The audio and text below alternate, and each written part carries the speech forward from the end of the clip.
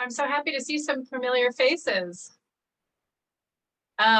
So I want to give people a few more minutes to sign in because we've got a lot more registered than are here yet. So I'm gonna just sit tight for maybe 2 more minutes and see if we can reach critical mass.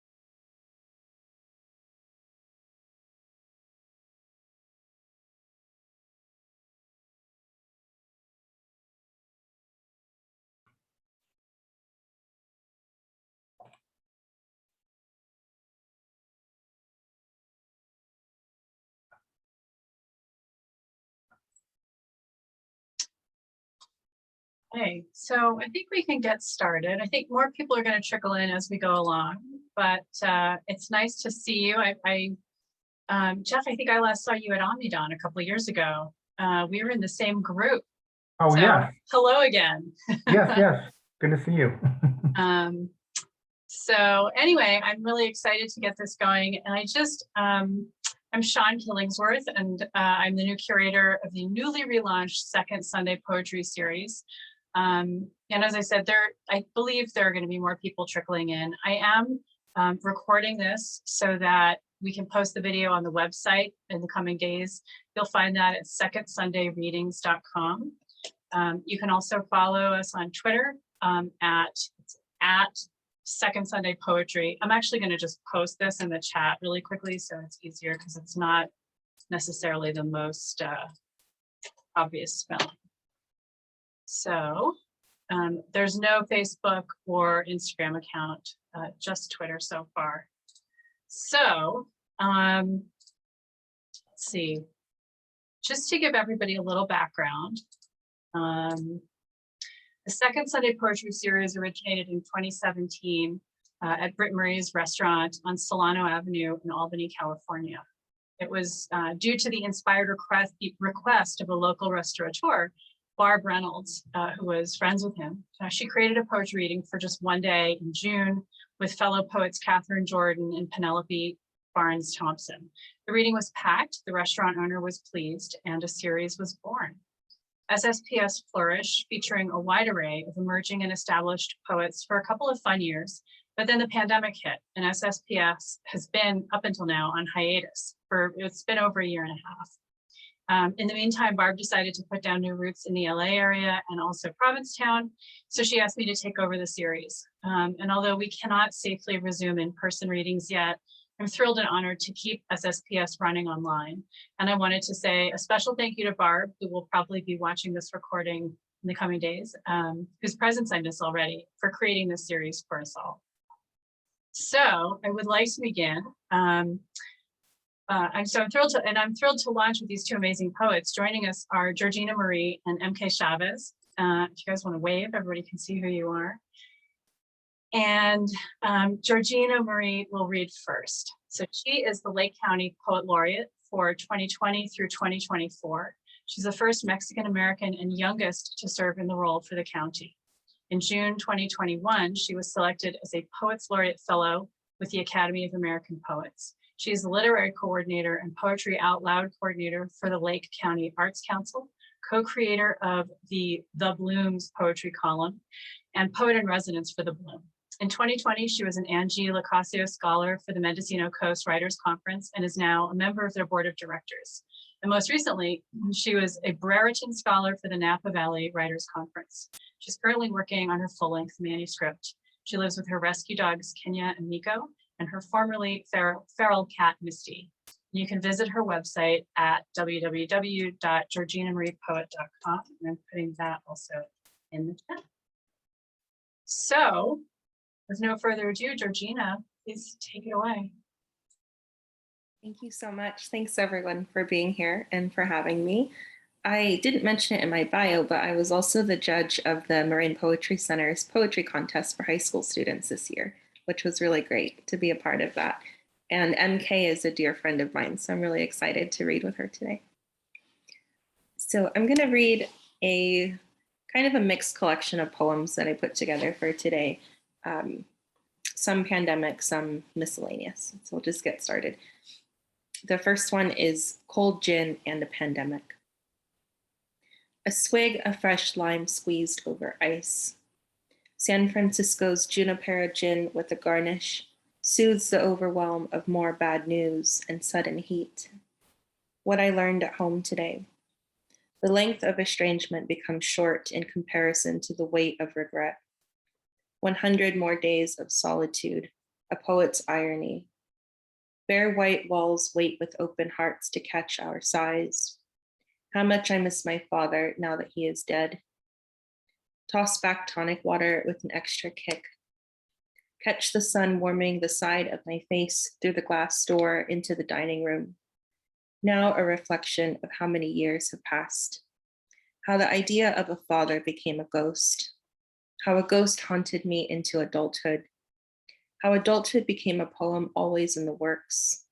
How poems became home. How hard it is to live inside this one. Thank you. And I should give a content warning for some of the other poems I'll be reading today, just for various triggers. So just be aware of that. This next poem is called Obituary. And it has an epigraph from Victoria Chang, who is now famous for her obituary poems. I can't ask him because on the other side, there are no words. Obituary. March 18th, 2020. Father, Papa, Padre, absent. An obituary does not require fact. Suffered from many illnesses, omit drug use and domestic violence, played multiple sports. Did the batter's swing give an advantage in how to backhand? He had a love for plants, worked hard as a landscaper, created gardens, built homes, erected Balneario de los Romanos, painted daughters with bruises. An obituary does not require truth. Shattered both legs, 26 surgeries, dedicated to supporting his family. Post-divorce ×3 not included. Fishing was his passion. Eat what you kill. Do not kill the dogs, but beat them when they don't learn. He could tell you and show you anything and everything there was to know. Overcoming his abuse, the exception. He was always about family and loved gatherings. He loved all of his children more than anyone will ever imagine, and would do anything for each and every one of them, including reject them. He had the biggest heart, and broke mine, and broke bodies. In the end, his wife was not my mother. In the end, I'd rather be nameless. Thank you. So a lot of my poems do deal with grief and trauma, especially during the pandemic. We've all had so many losses. I actually had the pleasure of studying with Victoria Chang this summer, which was incredible. And so this next poem was prompted by an offering that she provided, which was to write a self-elegy poem. So that's what this is titled, Self-Elegy. My passing left behind words of hemlock and mountain stones. What I worked for as wordsmith, poeta del dolor, pura neta, as a fellow writer exclaimed once. Removed my lean back body from below Canocti Avenue oak trees. Before this, I kept repeating to myself how my presence was not needed, would not be missed. Does anyone see me anymore? I left behind language of peonies and out-of-season blood tulips, a house of deer sternums and collected budgie feathers, overused books of poetry and a pain I couldn't bear anymore. Did I leave an impression on the hardwood dining floor where my dogs loved more than this world and I would lie together when the afternoon sun hit the cherry veneer just so? The aureate sun shimmering on our backs as we flipped from backside to belly like pearlescent fish out of water. Do the hounds call for me when traffic nears the house I once inhabited? they still sleep where my bed was placed, king-sized, bought just for them with a small corner for myself, so they could live out their rescued lives with ample space? Did I regret the leaving? Yes. Did I know it was coming? Yes.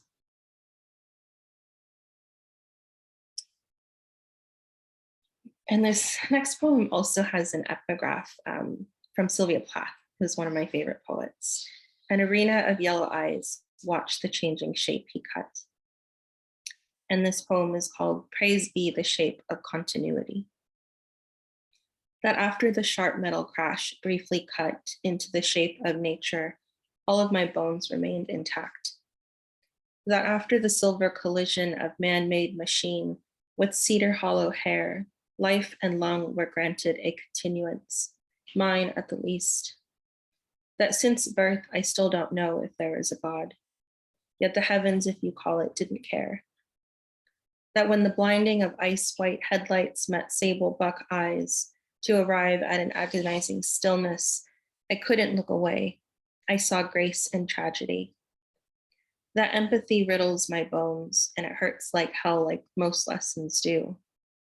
That when the officer said he was gone, an antler missing, I mourned the coronet, hurling main beam of his anatomy.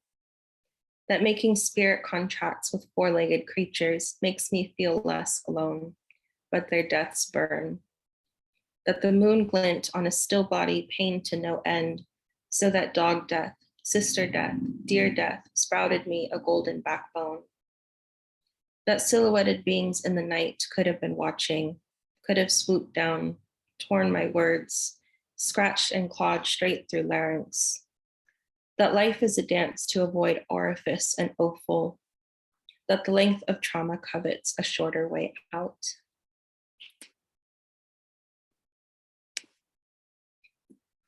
Thank you. So I'm going to move on to, I know those are really heavy poems to start with, by the way. So I'm going to move on to some other topics here. So this next poem is Other, and this is a dedication to my dogs. I have two dogs that are my world. Other. Year after year, day after day, seconds after seconds, canines multiply like rabbits in a springtime frenzy. Two of them have found their way on my now saliva-lined sofa, sleeping soundly, sighing softly as they inhale safety and exhale their worry in the comfort of their stable home. She, named after an African country, Kenya, motherland, for her strength. He, named after a seminal word, Miko, chief, ruler of my heart. Both breeds considered a threat. The Mexican-born German in her, the fight in him, all existing in me. My Mexican gene seen as a threat to America, home of the brave and the drug-sniffing Latinx, the underdogs we all are, human, animal. I see these big magical beings as holy, like I see my brown skin, a reflection of earth, of soil, of how we are all multiplied in this world. How we start out as cells and blood, and there is no brownness or whiteness in the beginning. How we all enter this world to a first breath, as science, as magic. How some of us go from there to needing to be rescued, from being discarded as nothings, as others. How we then rescue each other.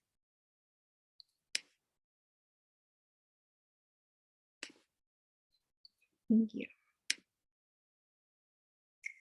So I thought I'd throw an unrequited love poem in here. It's what would a poet be without one of those? And this poem recently won an award by Nomadic Press, actually. It will be coming out soon, published. Ocean birds speak, humans silent.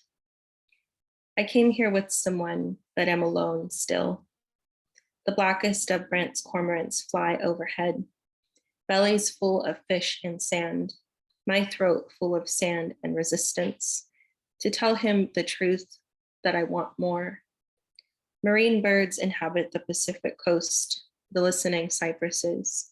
I inhabit silence, speak to the sun through muteness. Rays of gold can hear my words long to become sound as they are born in lung and air, the innards of a golden voice, lux of mica in my mouth.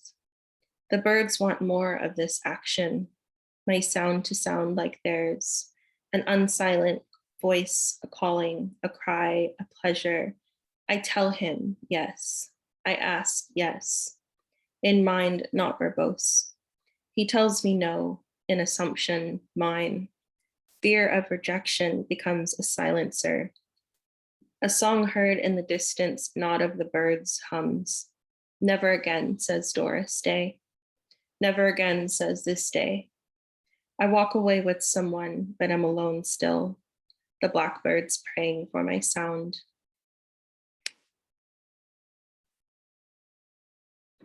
So I have a few more poems.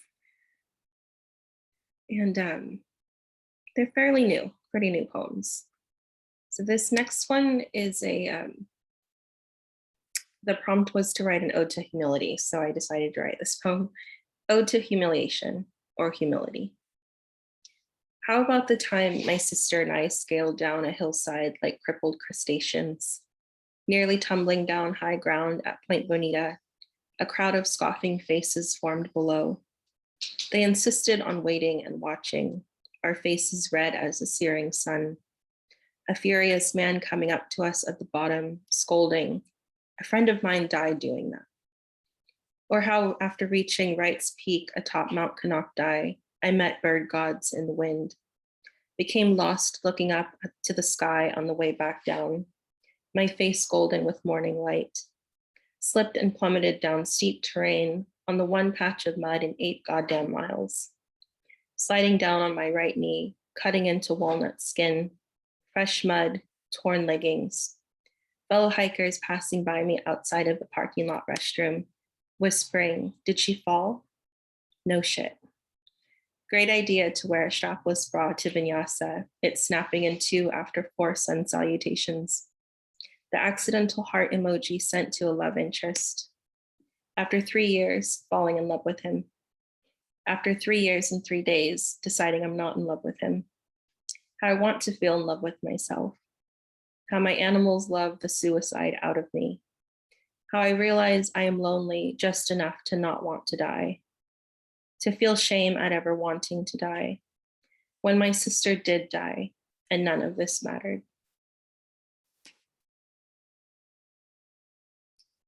So I have 3 more poems I'll share.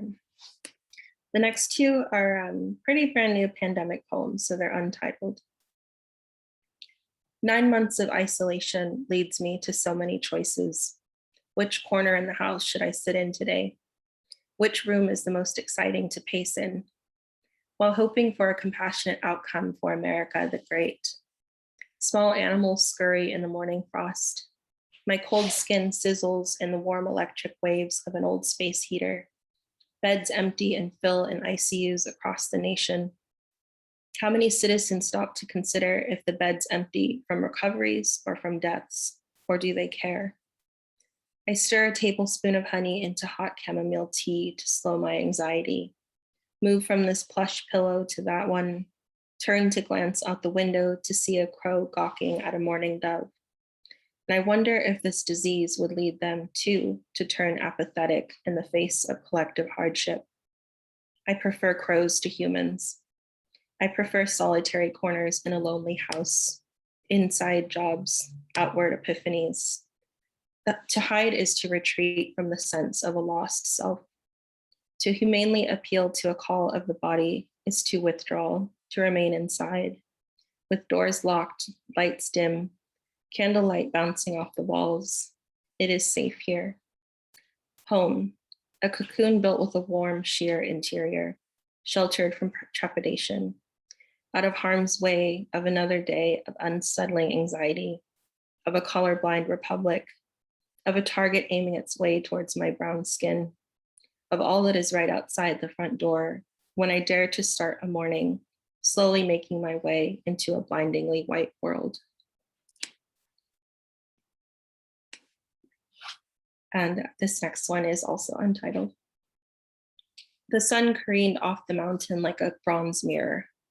At the same moment, I stepped outside to find myself.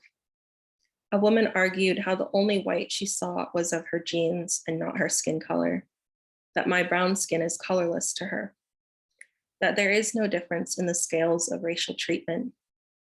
I walk barefoot on a cold evening when the warmth of the sun quickly retreats, from concrete landscaping to soft dirt, to lush emerald grass starting to spring itself into a new season. How can you not see the difference in these colors? How can you not see that skin does not blend translucent? Mud gathers at the base of the old sodden gutter after years of weathering finally caused erosion, like my patience. When it is said brown is all the same. When it is said brown is below, is beneath. One day it will be, when we are all beneath it, the only shared whiteness being the bones of our buried bodies. I'm going to end with a more uplifting poem. A lot of my poems tend to be darker, but they're certainly therapeutic in this world. So this last poem is kind of an ode to my life here in Lake County. We have quite a bit of wonderful wildlife and landscape. To be still is to be animal. How the sun glimmers and glistens through valley oaks on a rustic hillside. How the warmth permeates amber honey skin and a tense body loosens. How the ground cover of fallen autumn leaves aches of a soothing vibrancy. How I breathe between these happenings. How yearning for more makes the muscles weak, turns the heart to a tiny blue egg, an oval shape, a crack on all sides as if someone took it and threw it into the night sky. How the brittle shell was adorned with cornflower and flaxen. How I came home to myself after the breaking, half human, half bird. How winter frost is arriving again. How a hunger remains. How the burrowing owl and the American robin observe, witnessing all of this. How they don't swallow time in the same way or long for difference. What if all of this was enough? Thank you so much for listening and for having me. Thank you so much, Georgina. That was just wonderful. Such stunning images and tenderness. I just love those poems. Thank you so much for sharing. Of course, thank you for inviting me. And I'll go ahead and introduce our next reader, which is our host, SIAN Killingsworth. SIAN Killingsworth is a writer living in Northern California. Her work has been published in journals such as the Blue Earth Review, Typehouse Literary Journal, Stonecoast Review, Glass, a Journal of Poetry, Poets Resist, and other journals and anthologies. She received an MFA from the New School, where she worked on the staff of Lit. She founded and ran a poetry reading series hosted by First Presbyterian Church of Brooklyn. SIAN taught English composition for the City University of New York at York College and has led poetry craft workshops in Brooklyn, Boston, and San Francisco. She currently serves as the Members Anthology Editor for the Marin Poetry Center and is delighted to take up the mantle of curating the second Sunday poetry series. Thanks so much, Georgina. I should add actually that I owe a debt of gratitude to the Marin Poetry Center for letting me use their Zoom channel, so I didn't have to spend money out of pocket and get a new one for us. So I'm going to start with a poem about 9/11. So trigger warning there. I was in New York on that day working, and this is sort of this is what I saw. It's called Towers Crashing. I was there and not. There in the elevator, people were talking about planes, some movie. Upstairs, my office view through thick plate glass, unremarkable, but in the financial district, something was appalling, unspeakable. And the phones were all busy. I couldn't reach anyone I cared about, and my boss gave me the death glare as I walked out. She still wanted to make that meeting. A friend and I walked down Broadway to West 4th, and I mean in the actual street, so bare as if all the cars had vaporized. We couldn't go any farther. We couldn't understand how empty everything was. A light ash falling, imitating peace.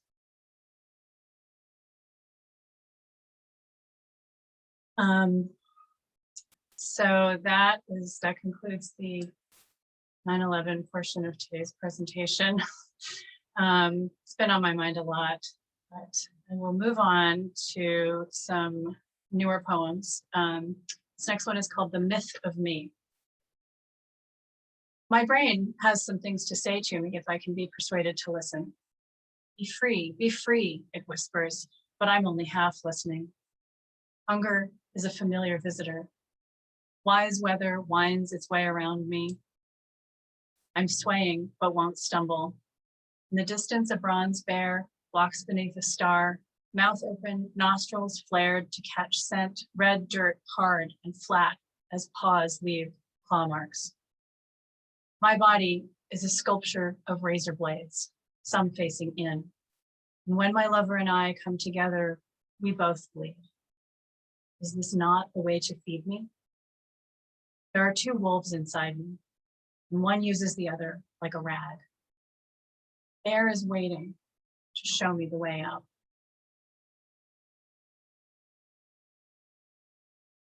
This one is called Walking Meditation and was actually inspired by a walk around Lake Lagunitas, which is quite near to where we are here in Northern California. And it is one of the reservoirs that supplies water to the county that I'm in and a lot of the counties around here in the North Bay. It's called Walking Meditation. A woman drives alone to the park. She's content in her solitude. She has snacks. She leaves her car in the parking lot and shoulders her backpack with water, sunscreen, granola bars. In the outside pocket is a notebook and 2 pens. She's come to the woods to think about herself. She is looking for a path. Her shoes make hardly any noise on the forest floor, soft as it is with old pine needles and bits of bark and tiny redwood pine cones, elk clover, bay laurel, noisy acorn woodpeckers fill their granaries. The air almost minty, herbal, a tonic, a rush of water several yards off, a hike, a walk in the woods, semantics. Beyond the stand of fire-scarred redwoods, an old log cabin, mossed over with pollen, leaf litter, abandonment. Beyond that, a single deer eyes the woman, ducks and vanishes. She thinks of the notebook, lifts her hand, drops it. It is possible she is not there at all.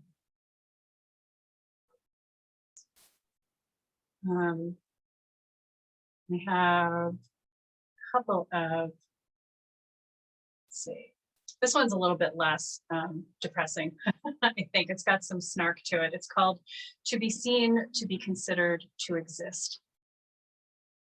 When every deep breath is a suppression of weeping, when lips pressed together is an invocation to the goddess of indifference, a wordless plea for her embrace and oblivion, drinking only makes the pains and irritations a little distant, which is to say tolerable, but then the headache. A longitudinal study of 178 poets revealed tectonic plate shifting is a myth. A recent survey of MFA candidates shows that creativity is most effectively measured in fluid ounces. This town cannot make up its mind if it's shuddering out its last slow, constrained breath, or if that mind has become overcome by ghosts. Who doesn't play among the white stones of a graveyard in childhood? Rainy as sand and edges worn by weather, the angels and obelisks guard the sprawling dead. As fireflies, they peekaboo through blue shadows. 64% of attendees at poetry readings report a lack of sobriety. 2 in 5 American writers agree that breathing is unnecessary. Movies are all wrong.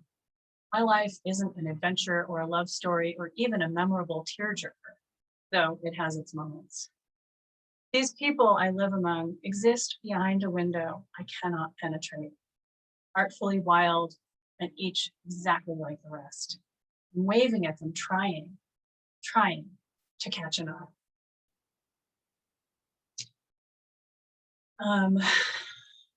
Thank you. I'm going to go into a couple of eco sort of poems. I think living in Northern California just makes it happen in you when, you're constantly surrounded with fire and drought and things on the brink of extinction. It's just always on your mind around here. So this poem is called Fire Season, which is what we're in the middle of right now. The scent of eucalyptus blooms in the heat. Long leaves like fingers point down to cyclists grinding away beneath them. Cobalt waters ripple like frosting across the bay. You'd never know about the deadly undercurrents from the beauty on the surface. A hill furred with dry yellow grasses caught fire yesterday. To live here, you must get comfortable with risk. The reservoir is too low. So many creatures will die this summer.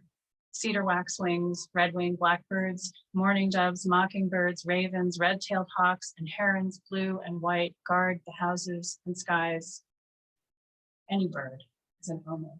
You know how to read it. And this next poem is called Existential. First, we were killing the bees. Then people cultivated outrage and condescension and put white cubes of bee colonies on roofs in cities and suburban backyards at the edges of fields and read, wrote, shared, publicized, hashtagged all the ways we were terribly, shamefully wrong, harming not only bees, but the land and poisoning the earth. Buzzing with anger, they multiplied the cube hives, wrote books, filmed documentaries, speechified against honey and consumption, banded together with vegans and tree huggers and enviro-terrorists and angry moms and millennials, and went on speaking tours, filmed TED Talks, lectured in elementary school auditoriums, made provocative art and poetry alluding to stingers and getting stung, being inflamed, reddened, hot, irritated, painful. And now we find out that the American honeybee isn't the issue. And the cubes were made with formaldehyde, so we're all fucked anyway.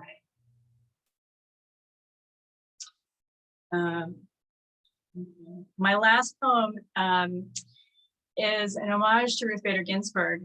The anniversary of her death is next week on the 18th. I actually wrote this last year right after she died, thinking about, and I think it's especially timely right now given what's happening in Texas and, abortion rights. This is called Heritage. 100 years ago, a neighborhood friend tipped them off, helped my great-grandparents escape a violent erasure. Ukrainian Jews ran or died, their villages obliterated in the pogroms, and even the name of the shtetl is lost. Women in dirty kerchiefs pushed their families through woods to cities to boats where they boarded and weren't killed. My great-grandmother, Charnia Nusia, her husband, young and strong, gripped the wooden railing, nauseous, pushing towards life, toward a future, still breathing. Renamed Charlotte and Nelson in America, they brought the future with them. My grandmother carried over in utero, rocked on a ship through the immigration lines in Philadelphia, kept pushing further north. Beverly Hannah was born 5 years before you. Like you, Joan Ruth, a dark-haired, blue-eyed beauty, also a scholar, a gifted economist. She told my father, her son, having children is the end of a woman's career. She didn't push, settled on teaching French. Your husband, more willing even then to step back and make room for you. Vivian Jean, my own mother, trembling with a Catholic fear of hell and strangers, pushed past the small town suffocation of a history of women staying home, the suffocation of the Oxford Committee telling her she wouldn't get the PhD she'd earned because she had a husband. And why give a woman a degree a man needs more? So she fled, pushed away and onto a ship that sailed to New York from Wales with me in her arms, to sunshine, birth control, another master's degree, a career. Ruth, a year and a half before you became a Supreme, I boarded a bus from New Jersey headed to Washington, saw with 200 other college women, loud and giddy, our youth and strength bundled with scarves and mittens and homemade signs. We marched to the White House, to the men in power, demanding our right to our own bodies, our lives. It felt such hope.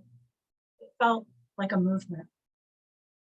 but movements stall and sputter. Today is the hour of hope and desperation. Today we grind through the noon of bitter argument, grimaces, and underbreath curses. When our children worry that our rage will leave them parentless. Your death makes us fear we will lose everything you worked so hard to win for us. But we keep going, women pushing forward regardless, despite, because of the struggle, wounds, barriers, prejudice, pushing for the rest of us, with us, the shuttles we come from, the families we love, we carry with us. Ruth, it's been a century at least. We are still pushing. That's it. Thank you.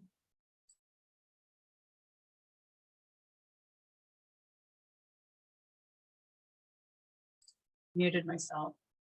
To move on, our last reader is MK Chavez, and I'm delighted to introduce her. She's an Afro-Latinx writer, educator, and coach. She is the author of Mothermorphosis, Dear Animal, and several chapbooks, including A Brief History of the Selfie. Chavez curates the reading series Lyrics and Dirges and is a co-director of the Berkeley Poetry Festival. She is a recipient of the Alameda County Arts Leadership Award, the Penn Oakland Josephine Miles Award, and the 2021 San Francisco Foundation Nomadic Press Literary Award. She has received fellowships from Hedgebrook, Caldera, CantoMundo, Community of Writers, Sitka, and VONA. Her most recent work can be found in the Academy of Poets Poem a Day series and at Golden Gate Park in San Francisco with the Voice of Trees projects. So MK, please take it away. Thank you, Siân. I want to say that was really amazing hearing both of you read.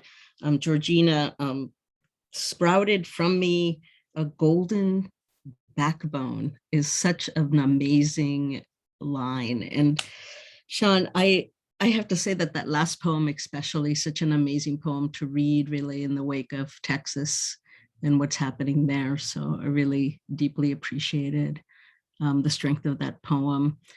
I was thinking that how I very often forget to do content warnings. And I feel like maybe I should just get a t-shirt or a tattoo that just says content warning. Most of my work is got some level of reality in it, which also should come with a content warning.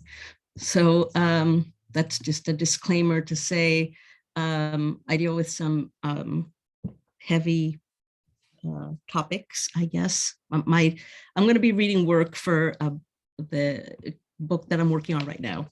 And that book, the focus of the book is people who go missing in wild places.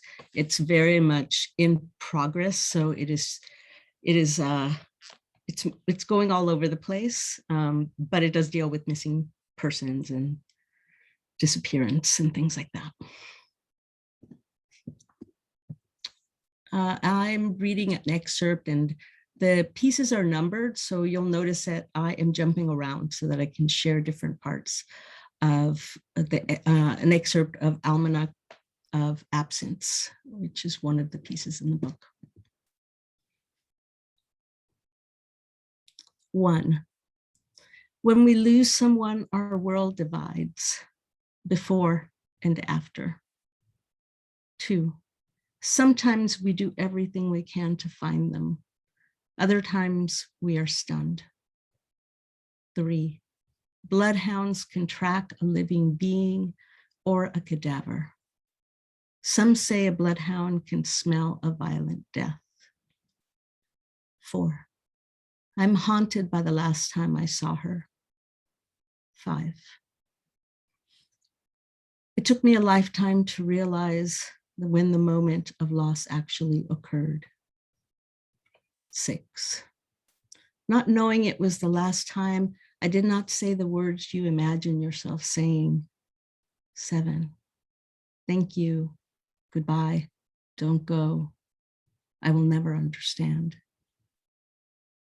8. There are different kinds of search and rescue missions. 9.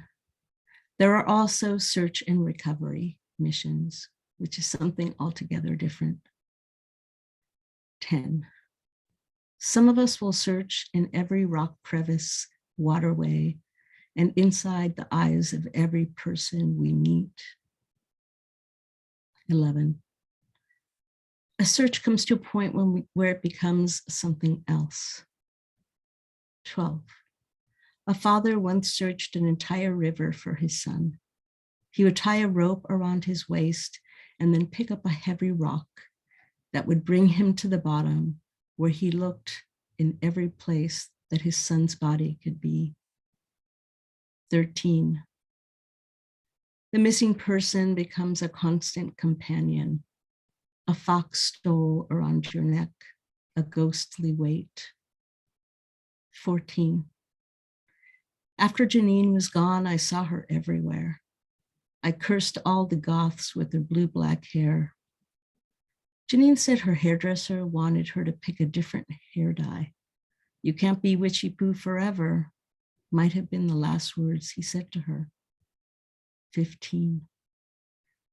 A list of the last thing I said to people I will never see again. I understand. Should I wait for you? Can't you just leave me alone? Good night. I said nothing. 16. It is easy to fall into a dream of loss, but it is equally easy to fall into a life of endless inquiry. 17. Hope is a word of unknown origin. It is both a noun and a verb. In one etymology dictionary, there are mentions of Old English and Germanic. They also mention that hope appears in the Bible.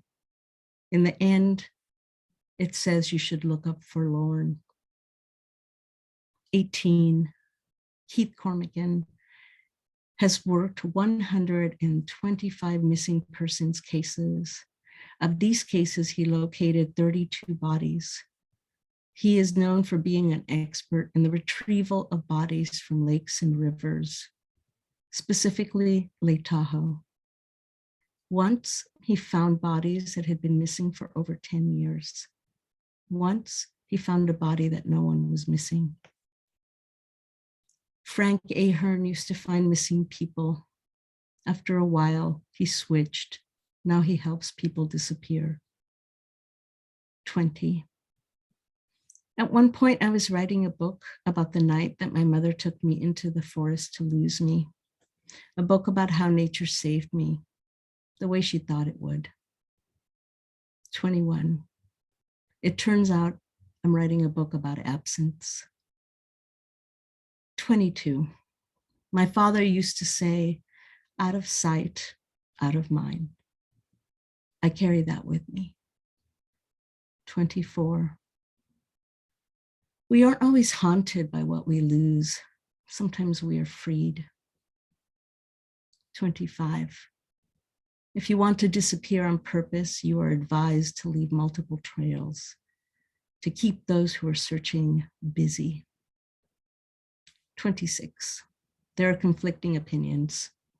Some say if you disappear accidentally, know that it may not be easy to find you. One particular scholar says, it's not as easy as you would imagine to disappear. 27. 75,000 people disappeared during the Salvadorian Civil War.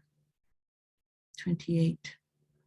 In 2018, Los Angeles buried 1,457 unidentified bodies in their annual ceremony. 29. Missing, lost, disappeared, MIA, astray, AWOL, away, unaccounted for, nowhere to be found, not present, absent, non-existent, taken leave, turned to dust, vanished, into thin air, mysterious disappearance. Ralph Ellison, 30, Ralph Ellison said that when people looked at him, all they saw was the surroundings and figments of their imagination. 31. There are two worlds, one in which I exist, and another where I was lost in the woods and never found. 32. When someone goes missing on the border, Border Patrol has to be reminded that it is their responsibility to respond.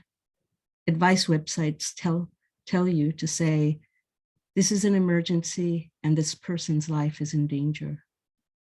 33. Guidelines about people gone missing on the borders say search and rescue for the first 3 days, then look for them in detention. After a month, they say, consider the person has died. 35. You will need access to the internet to contact ICE and BOP. Some offices prefer phone calls. There's a special number if your loved one is a mother traveling with children.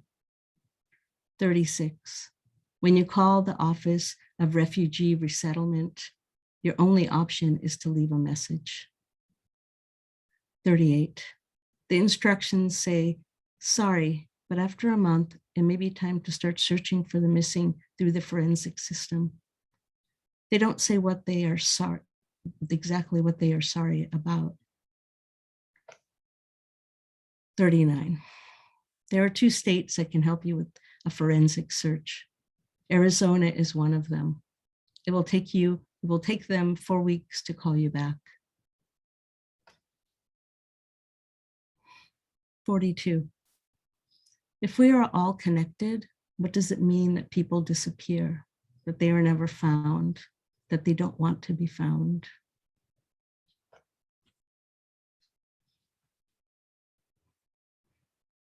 51. Chances of disappearing into the desert increase when Border Patrol intentionally scatters groups. 52. Operation Wetback was the largest mass deportation in the United States history. It estimated that 1.3 million were returned to Mexico, including many United States citizens. 53. There is a comfort in listing the most reasonable explanation for what has happened when someone goes missing in the wild. Lost and frozen to death, ate poisonous berries, fallen down a steep embankment, broke neck, ran into a bear. 54. Sometimes people just disappear. It's not a special occasion. They're simply moving through their day and then they are gone.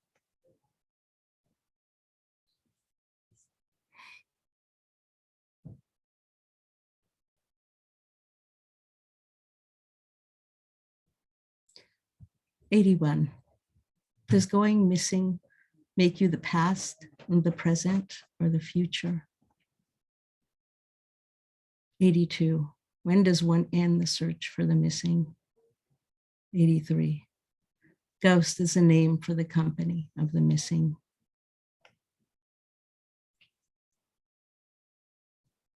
90. The question of whether men and women disappear into prisons at the same rate. 91. The question of who visits women who are in prison. 92. The question of these women. 93.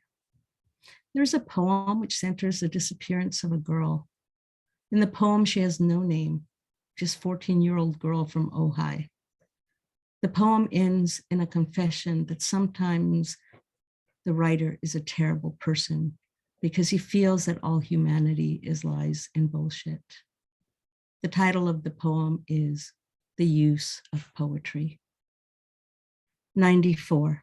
There are disappearances every day. People are left behind. People are forgotten.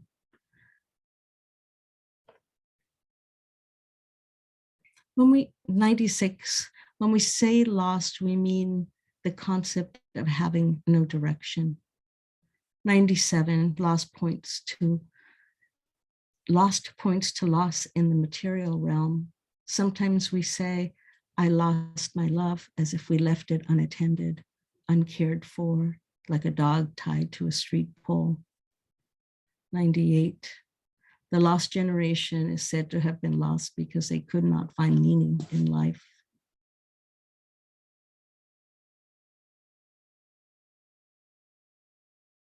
103. Unclean bodies will be buried in unmarked graves. 104. Because I did not know how to find my mother, she was buried with others who had been lost or forgotten. 105. The colloquial term for the unclaimed are Jane and John Doe. 106. My mother's name is Alicia. 107. There hasn't been a day since the last time I saw my mother that I haven't thought of her.